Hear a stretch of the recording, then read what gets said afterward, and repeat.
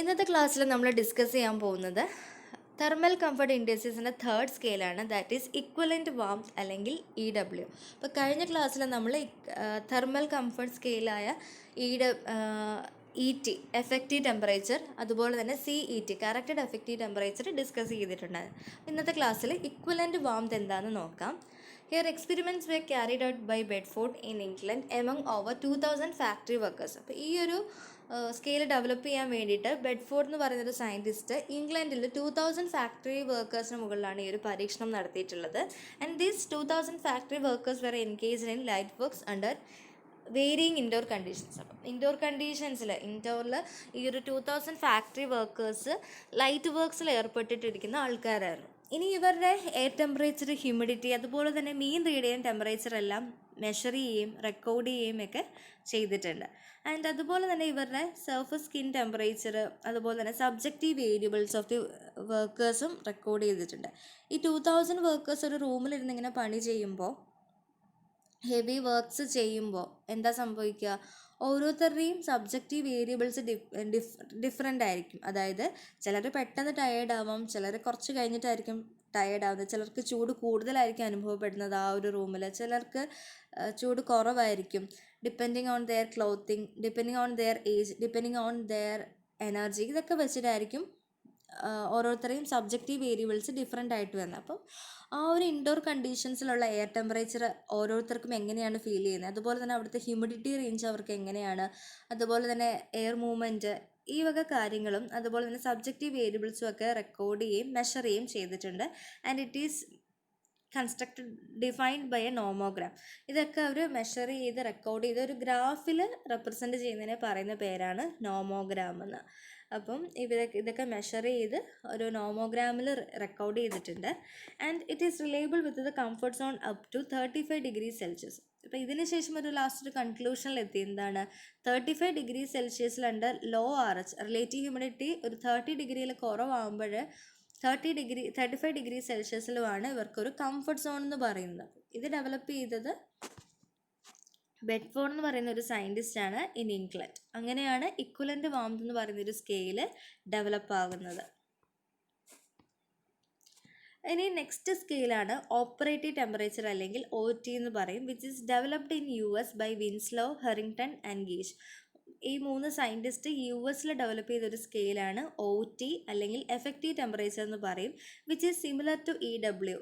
Equivalent വാംത്തിനെ പോലെ തന്നെയാണ് ഈ OT എന്ന് പറയുന്നത്. Here it combines the effect of radiation, solar റേഡിയേഷനും air ടെമ്പറേച്ചറും combine ചെയ്യുമ്പോഴാണ് OT എന്ന് പറയുന്ന സ്കെയിൽ നമ്മൾക്ക് ലഭിക്കുന്നത്. ഇവിടെ ഹ്യൂമിഡിറ്റിക്ക് പ്രാധാന്യമില്ല, അതുപോലെ തന്നെ എയർ മൂവ്മെൻറ്റിനും യാതൊരു പ്രാധാന്യവുമില്ല. Only combines the solar radiation and air temperature.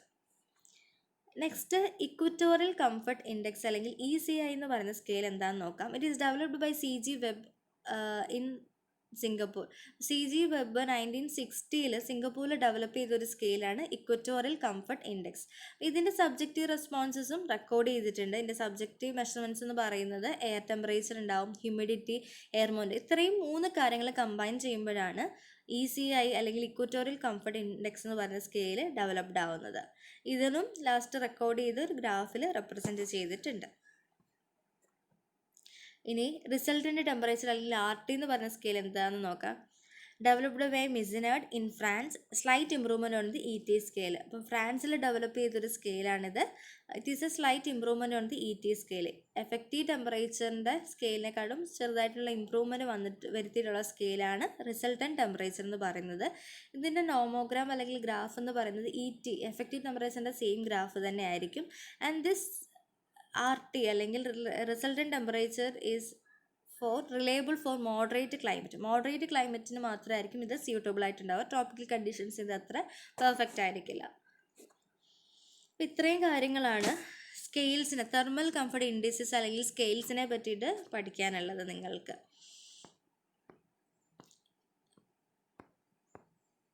Thermal comfort ഇൻഡെക്സസിന് ഒരു 7 സ്കെയിലുകളുണ്ട്. Effective temperature, corrected effective temperature, equivalent warmth, operative temperature, equatorial comfort index, resultant temperature, then predicted 4 hour sweat rate. ഇത്രയും കാര്യങ്ങളാണ് പഠിക്കാനുള്ളത്. അപ്പോൾ ഇത് ഇത്രയും എന്തൊക്കെയാണെന്ന് നിങ്ങൾ ഇതിൽ തന്നിരിക്കുന്നത് നന്നായിട്ട് പഠിക്കുക. അതിനുശേഷം പഠിക്കാനുള്ളതാണ് ബയോക്ലൈമാറ്റിക് ചാർട്ട് എന്താണെന്നുള്ളത്, which is developed by V ഒഗ്ലെ എന്ന് പറയുന്ന ഒരു സയൻറ്റിസ്റ്റ് ഡെവലപ്പ് ചെയ്തതാണ് bioclimatic chart. It's a simple tool for analysing the climate of a particular place. ഒരു പെർട്ടിക്കുലർ പ്ലേസിലുള്ള ക്ലൈമറ്റിനെ അനലൈസ് ചെയ്യാൻ വേണ്ടിയിട്ടാണ് ഈ ഒരു ബയോക്ലൈമാറ്റിക് ചാർട്ട് യൂസ് ചെയ്യാറുള്ളത്. It indicates a zone of human comfort based on the ambient temperature, humidity, mean radiant temperature, wind speed, solar radiation and evaporative cooling. അപ്പം human comfort എങ്ങനെയാണ് അവർ അളക്കുന്നത്? അതായത് ആംബിയൻ്റ് ആയിട്ടുള്ള ടെമ്പറേച്ചർ ഉണ്ടോ, അതുപോലെ തന്നെ ഹ്യൂമിഡിറ്റി ആണോ അവിടെ ലഭിക്കുന്നത്, അതുപോലെ തന്നെ റേഡിയൻ ടെമ്പറേച്ചർ അവിടുത്തെ എത്രയാണ്, വിൻഡ് സ്പീഡ് നോക്കും, സോളാർ റേഡിയേഷൻ, ഇവാപറേറ്റീവ് കൂളിംഗ്. ഇത്രയും ഫാക്ടേഴ്സ് മെഷർ ചെയ്തിട്ടാണ് നമ്മൾക്ക് അവിടെയുള്ള ഹ്യൂമൻ കംഫർട്ട്, ഒരു പെർട്ടിക്കുലർ പ്ലേസിലുള്ള ഹ്യൂമൻ കംഫർട്ട് സോൺ എങ്ങനെയാണെന്നൊക്കെ അറിയണമെങ്കിൽ ഇത്രയും കാര്യങ്ങൾ നമുക്ക് കറക്റ്റായിട്ട് മെഷർ ചെയ്യണം. And on the chart dry bulb temperature is used as the ordinate and relative humidity as the abscissa. അപ്പോൾ ഈ ബയോക്ലൈമാറ്റിക് ചാർട്ട് എന്ന് പറയുന്നത് ഇതുപോലെ ഒരു ചാർട്ടാണ്. അപ്പോൾ ഇതിനകത്ത് നിങ്ങൾക്ക് കാണാൻ പറ്റും, റൗണ്ട് ചെയ്തിട്ട് ഈ മിഡിൽ പോർഷനായിട്ട് ഒരു കംഫർട്ട് സോൺ മാർക്ക് ചെയ്തിട്ടുണ്ട്. And at the same time നിങ്ങൾക്ക് ഡ്രൈ ബൾബ് ടെമ്പറേച്ചറിൻ്റെ റീഡിങ് വൈ ആക്സിസിൽ കാണാൻ പറ്റും. ആൻഡ് എക്സ് ആക്സിസിൽ റിലേറ്റീവ് ഹ്യൂമിഡിറ്റിയുടെ മെഷർമെൻറ്റ്സ് 10, 20, 30, 40 അപ് ടു 20 വരെ നിങ്ങൾക്ക് കാണാൻ പറ്റും. ആൻഡ് ഡ്രൈ ബൾബിൻ്റെ റീഡിങ് നിങ്ങൾക്ക് 50 വരെയും കാണാൻ പറ്റും. അപ്പം ഡ്രൈ ബൾബിൻ്റെ റീഡിങ് ഓർഡിനേറ്റ് എന്ന് പറയുന്നത് വൈ ആക്സിസ് ആണ്, ഹ്യൂമിഡിറ്റി റിലേറ്റീവ് ഹ്യൂമിഡിറ്റിയുടെ റീഡിങ് അബ്സിസ അല്ലെങ്കിൽ എക്സ് ആക്സിസിൽ ഇവിടെ കാണാൻ പറ്റും. Based on the dry bulb temperature and humidity of A place one can locate point on the chart. അപ്പം ഡ്രൈ ബൾബ് ടെമ്പറേച്ചറിൻ്റെ റീഡിങ്ങും അതുപോലെ തന്നെ ഹ്യൂമിഡിറ്റിയുടെ റീഡിങ്ങും വെച്ചിട്ട് നമുക്ക് ചാർട്ടിൽ ഒരു പോയിന്റ് ലൊക്കേറ്റ് ചെയ്യാൻ പറ്റും. ആ പോയിന്റ് എന്നാണ് കംഫർട്ട് സോൺ എന്ന് പറയുന്നത്. Then there are additional lines can be also be seen in the chart. How this comfort zone is pushed up by air movement and how it is lowered by radiation. ഇതിനകത്ത് നമുക്ക് additional lines ഒക്കെ കാണാൻ പറ്റും. താഴത്തെ line എന്ന് പറയുന്നത് radiation ആണ് കാണിക്കുന്നത്. റേഡിയേഷൻ്റെ ഹീറ്റിംഗ് അവിടെ നീഡ് ചെയ്യണം എന്ന് അതിൽ എഴുതി വെച്ചിട്ടുണ്ട്. ഇനി അതുപോലെ തന്നെ കംഫർട്ട് സോണിൻ്റെ റീജിയനിൽ വിൻഡ് എന്ന് പറയുന്നത് കാണിച്ചിട്ടുണ്ട്. അപ്പം ഈ ഒരു സോണിൽ കംഫർട്ട് സോണിൻ്റെ മുകളിലായിട്ട് വിൻഡ് നീഡഡ് അല്ലെങ്കിൽ എയർ മൂവ്മെൻറ്റ് അവിടെ ആവശ്യമായിട്ടുണ്ടെന്ന് കാണിച്ചിട്ടുണ്ട്. അതുപോലെ തന്നെ ഇവിടെ നോക്കിക്കുക 30, 40, 50, 60, 70 റേഞ്ചിൽ എൻ്റെ ലെഫ്റ്റ് സൈഡിലായിട്ട് മോയ്സ്ചർ ഇൻ എയർ കാണിച്ചിട്ടുണ്ട്. അതുപോലെ തന്നെ പ്രോബബിൾ ഹീറ്റ് സ്ട്രോക്സും ഇവിടെ നിങ്ങൾക്ക് കാണാൻ പറ്റും. അപ്പോൾ കംഫർട്ട് സോണിൻ്റെ താഴെയാണെങ്കിൽ എന്ത് വേണം? ഹീറ്റിംഗ് ആണ് കൂടുതലായിട്ടും ആവശ്യമായിട്ടുള്ളത്. കംഫർട്ട് സോണിൻ്റെ താഴെയാണെങ്കിൽ ഹീറ്റിംഗ് ആണ് കൂടുതലായിട്ട് വേണ്ടത്. കംഫർട്ട് സോണിൻ്റെ മുകളിലാണെങ്കിൽ കൂളിംഗ് ആയിരിക്കും ആവശ്യമായിട്ട് ഉണ്ടാവുക. അതാണ് പറഞ്ഞിട്ടുള്ളത്. If it lies within the comfort zone then the conditions are comfortable. Comfort സോണിൽ നിൽക്കുമ്പോഴാണ് ഹ്യൂമൻ കംഫർട്ട്, അതായത് നമുക്ക് ഫേവറബിൾ ആയിട്ടുള്ളൊരു കണ്ടീഷൻ, അവിടെ എയർ ടെമ്പറേച്ചർ കറക്റ്റ് ആയിരിക്കും, ഹ്യൂമിഡിറ്റി കറക്റ്റ് ആയിരിക്കും, വിൻഡ് കറക്റ്റ് ആയിരിക്കും. ഈ ഫാക്ടേഴ്സ് എല്ലാം നമുക്ക് സ്യൂട്ടബിൾ ആയിട്ട് കംഫർട്ടബിൾ ആയിട്ട് നിൽക്കുന്ന പോർഷനെ പറയുന്ന പേരാണ് കംഫർട്ട് സോൺ എന്ന് പറയുന്നത്. ഇനി ഈ ഒരു കംഫർട്ട് സോൺ എന്താണ്, കംഫർട്ട് സോണിൻ്റെ താഴെയാണെങ്കിൽ ഹീറ്റിംഗ് കൂടുതലായിട്ട് വേണം. അതുപോലെ തന്നെ കംഫർട്ട് സോണിൻ്റെ മുകളിലാണെങ്കിൽ കൂളിംഗ് ആവശ്യമായിട്ട് വരും. ഇതാണ് കംഫർട്ട് സോണിൻ്റെ ചാർട്ട് എന്ന് പറയുന്നത്. ഇനി if the case it is above cooling is required, if it is below heating is required. നമ്മൾ പറഞ്ഞതുപോലെ തന്നെ മുകളിലാണെങ്കിൽ കൂളിംഗ് വേണം, താഴെയാണെങ്കിൽ ഹീറ്റിംഗ് റിക്വയർഡ് ആയിട്ട് വരും.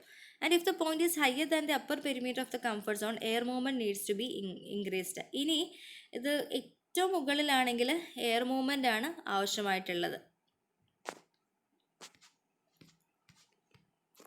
അതുപോലെ തന്നെ for conditions when the temperature is high and relative humidity is low, air movement will not help. On the other hand, evaporative cooling is desirable. അപ്പം ഇവിടുത്തെ ടെമ്പറേച്ചർ കൂടുതലും അതുപോലെ തന്നെ റിലേറ്റീവ് ഹ്യൂമിഡിറ്റി കുറവുമാണെങ്കിൽ എയർ മൂവ്മെൻറ്റ് വർക്ക് ചെയ്തില്ല. At the same time evaporative cooling ആയിരിക്കും ഇവിടെ നടക്കുക. ടെമ്പറേച്ചർ കൂടുതലും ഹ്യൂമിഡിറ്റി കുറവുമാണെങ്കിൽ ഇവാപറേറ്റീവ് കൂളിംഗ് ഇവിടെ നടക്കും.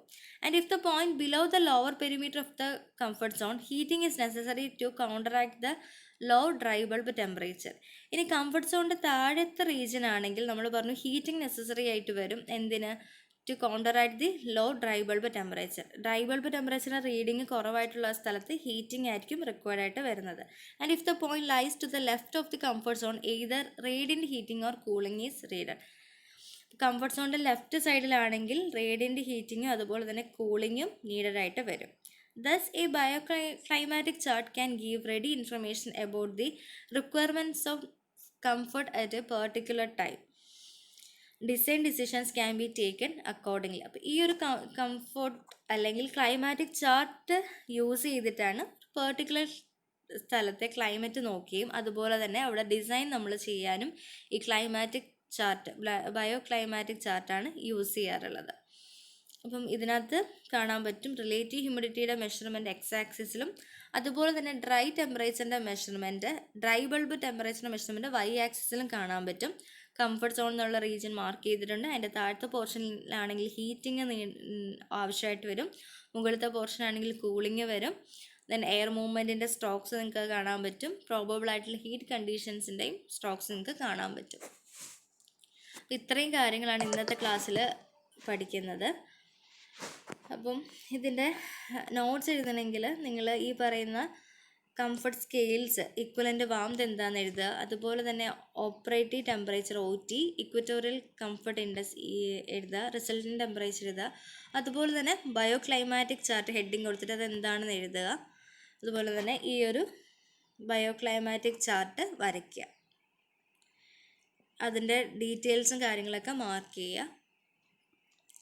ഇത്രയും കാര്യങ്ങളാണ് ഇന്നത്തെ ക്ലാസ്സിൽ നിങ്ങൾ ചെയ്യേണ്ടത്. ബാക്കി നമുക്ക് അടുത്ത ക്ലാസ്സിലെടുക്കാം.